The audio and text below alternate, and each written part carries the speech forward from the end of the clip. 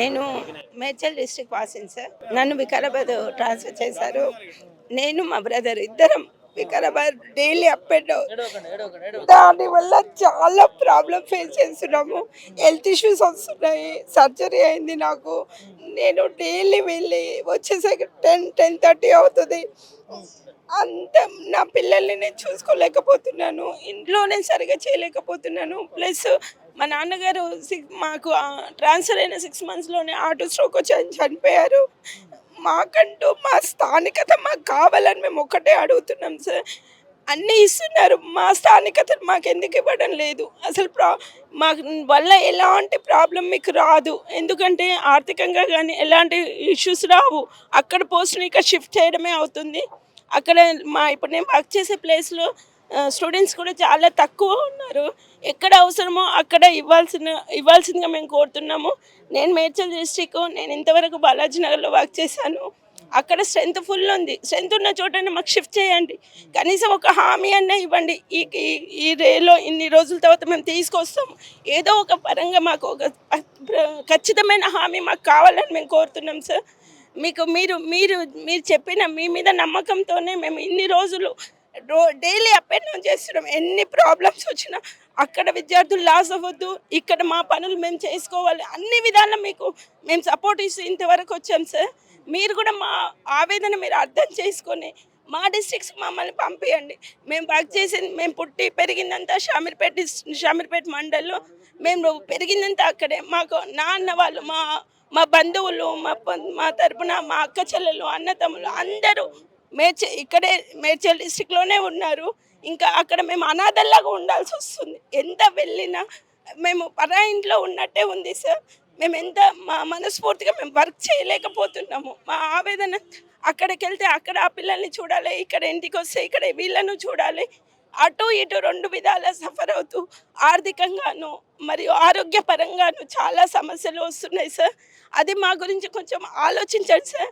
మేము మిమ్మల్ని కోరుకునేది ఒకటే, మా నెగిటివ్ డిస్ట్రిక్ట్ మమ్మల్ని పంపించండి. మీరు ఇన్ని రోజులు పంపిస్తామని ఒక హామీని మాకు ఇవ్వగలరని మేము కోరుచున్నాను సార్. ఇంతే మా ఈ విధంగా నేను మీకు తెలియజేస్తున్నాను సార్. నా డిస్ట్రిక్ట్ నన్ను పంపించండి. నా ఫ్యామిలీకి దగ్గరగా నన్ను పంపించండి. ఇప్పటికే మా నాన్నగారిని కోల్పోయి ఉన్నాము. మాకు అమ్మ నాన్న లేరు. మా పిల్లల పరిస్థితి అలా కాకుండా చెయ్యకండి. ఇది నా ఆవేదన సార్. మీకు ఏమనుకుంటారో నాకు తెలీదు. కానీ మా డిస్ట్రిక్ట్ మమ్మల్ని పంపించండి. Okay sir. ఏం చెప్తారు ముఖ్యమంత్రికి ఒక మాట చెప్పండి. అసెంబ్లీలో మాకు ఖచ్చితమైన హామీ, మాకు ఖచ్చితంగా మమ్మల్ని ఇక్కడ తీసుకొస్తామనేది మాకు ఖచ్చితంగా కావాలి. అది అయ్యేంత వరకు మేము ఇలానే వస్తూ పోతూ ఉంటాం సార్. లాస్ట్ మా ప్రాణాలు ఆల్రెడీ పోతూ ఉన్నాయి. ఒక్కొక్కరు అంటూ ప్రాణాలు పోతున్నారు.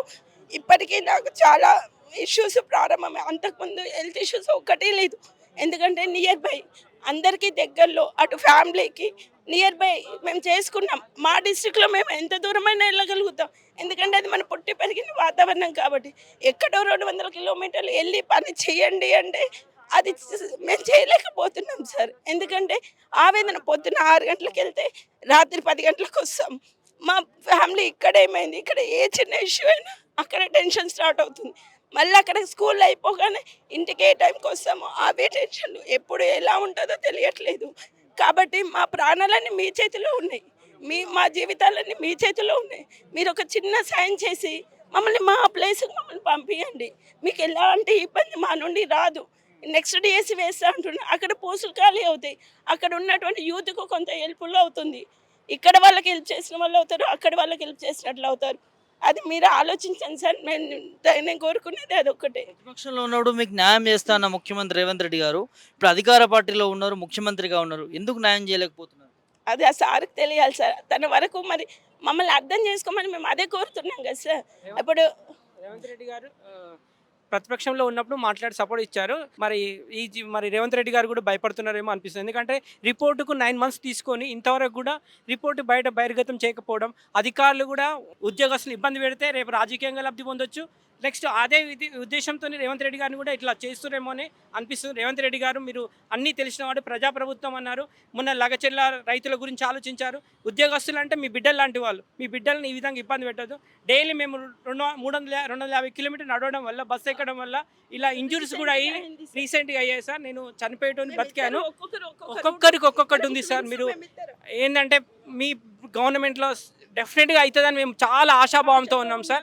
ఇంకా నెల రోజులు కాదు, ఇంకా 2 నెలలు అయినా సరే, సంవత్సరం అయినా సరే మేము ఇస్తామని ఒక హామీతోని మాత్రం బతకగలుగుతాం సార్. దయచేసి అదొక్కటి మీరు చేయగలిసిందిగా కోరుతున్నాం సార్.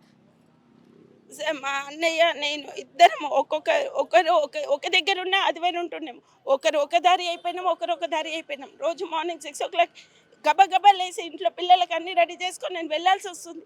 మళ్ళీ 10:30 వరకు నేను ఇంటికి రాకపోయేసరికి నా ఆవేదన ఎలా ఉంటుందో మీరు ఆలోచించండి. ఖచ్చితంగా మాకు దీని పరంగా మాకు ఈ అసెంబ్లీలో ఏదో ఒకటి మాకు ఇవ్వాల్సిందే. మీరు అందరికీ చూస్తున్నారు, మమ్మల్ని కూడా మీ బిడ్డల్లాగా చూసుకొని మాకు ఏదో ఒక హామీ ఖచ్చితంగా కావాలని కోరుకుంటున్నాను సార్. ఇది పరిస్థితి. 317 జియో బాధిత కుటుంబాలు కావచ్చు, ఉద్యోగ నాయకులు కావచ్చు, జేఏసీ నాయకులు ఒకటే డిమాండ్ చేస్తూ ఉన్నారు. ఇవాళ స్థానికత అనేది ఈ ఉద్యోగులకు చాలా ప్రాధాన్యంగా చూస్తూ ఉన్నారు. ఈ 317 జియో వల్ల భారీ నష్టం కలుగుతుంది. ఖచ్చితంగా దీన్ని ఉపసంహరించుకోవాలా, లేకపోతే సవరించి బాధించబడుతున్నటువంటి బాధిత కుటుంబాలకు ముఖ్యమంత్రి రేవంత్ రెడ్డి న్యాయం చేయాలంటూ కోరుకుంటున్న పరిస్థితి చూస్తా ఉన్నాం. కెమెరామ్యాన్ కళ్యాణ్తో ప్రభాకర్, మిర్రర్ టీవీ, హైదరాబాద్ నుంచి.